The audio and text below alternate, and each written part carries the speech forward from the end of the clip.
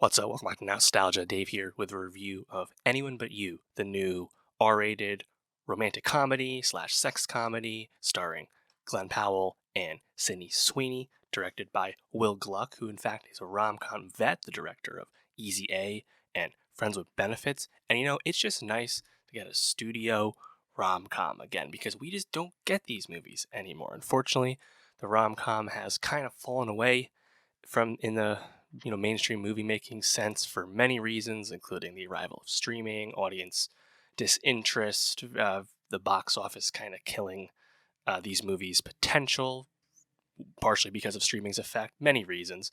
Honestly, one of the best rom-coms in the last 5 years was a streaming rom-com. Set It Up, featuring none other than Anyone But You's Glen Powell, and I think Glen Powell deserves a lot of credit for being in two of the best in recent memory, because I think Anyone But You is pretty good.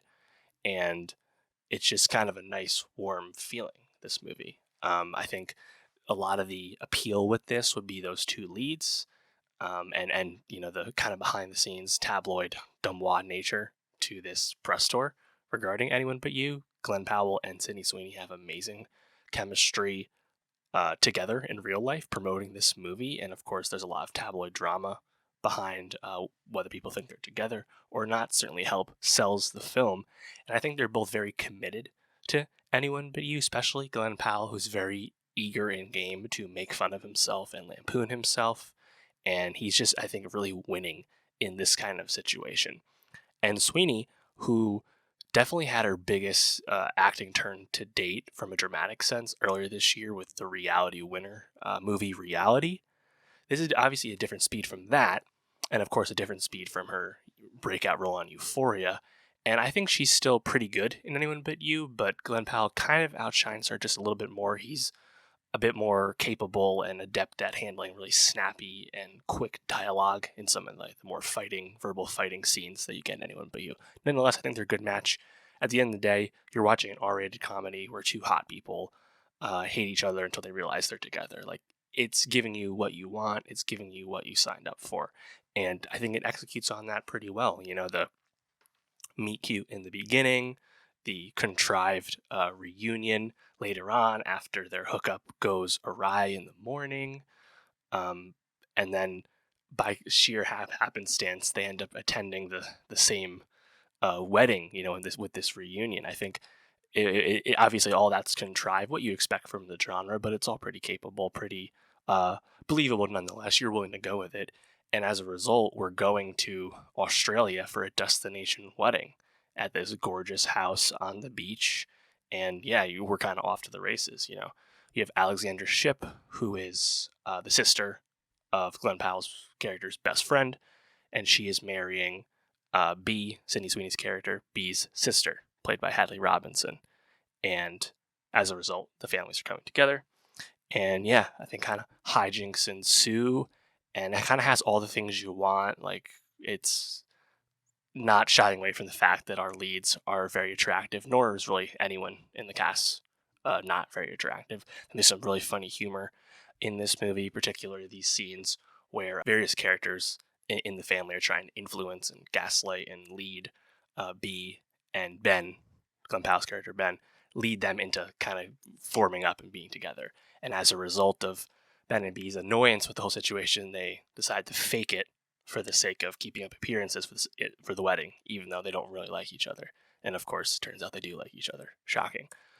Some funny set pieces involving hiking, falling into the Australian harbor. The beginning of the movie actually takes place in Boston, the very beginning, before we get to Australia, because B is a Boston law student, making this the third movie of this fall, 2023, that had scenes taking place in the Boston area, including The Holdovers and American Fiction. Very random to me that we have 3 Boston set movies.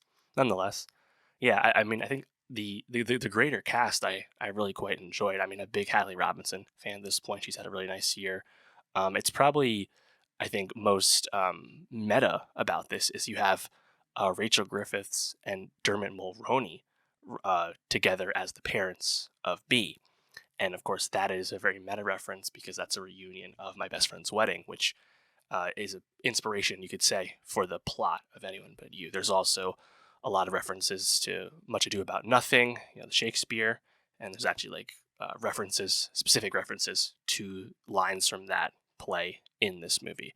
I think Brian Brown, the family patriarch, he makes a really strong impression. I think the Australian accent really helps with the tone. You have Gata, who plays Ben's friend and the brother of Alexander Ship's character, and Gata, the breakout from Little Dicky's show Dave.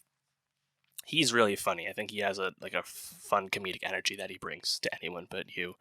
And yeah, in general, like the plot really doesn't matter. It's just kind of about the vibes and paying things off. And I mean, I was invested in the characters. I liked them. I think just Sweeney and Powell, they're just very winning uh, personalities, performances, presences, and it's fun. And again, at the end of the day, it's just kind of checking all those boxes from what you want from a rom com, what you want from an R-rated rom com. Like the sex comedy is even more dormant than the romantic comedy at this point. Like we're so chased with how we portray and talk about sexuality these days, and the fact that this is a movie that's not afraid to flaunt some of the sexual aspects of its plot, I think is actually pretty nice, because again, we just don't really get that kind of thing anymore. That was also something I really appreciated about a Joyride from earlier this year in the summer, because it wasn't afraid to make sexual references and sexual jokes and things like that. So yeah, Anyone But You, I'm curious to what degree of a hit this becomes. R-rated rom-com, not usually something that would be programmed for the holiday box office corridor. There's a lot of new releases coming out, award season releases, Wonka's hanging around still. So we'll see exactly how successful this does. Obviously, it's modestly budgeted, so it's not gonna. It'll be a success no matter what. But I'm curious if like the tabloid nature of it will be able to help it leg out. We'll see. But yeah, let me know. What did you think of Anyone But You? Were you invested in Ben and B the way I was by the end? Are you fully on board the Glen Powell rom-com train? To me, he's doing it better than anyone else right now. Let me know. What more do you want to see from Sydney Sweeney coming up? Are you excited for her turn as Spider-Woman and Madam Web this Valentine's Day? We'll see about that. And yeah, for more movie reviews, subscribe, and I'll see you next time.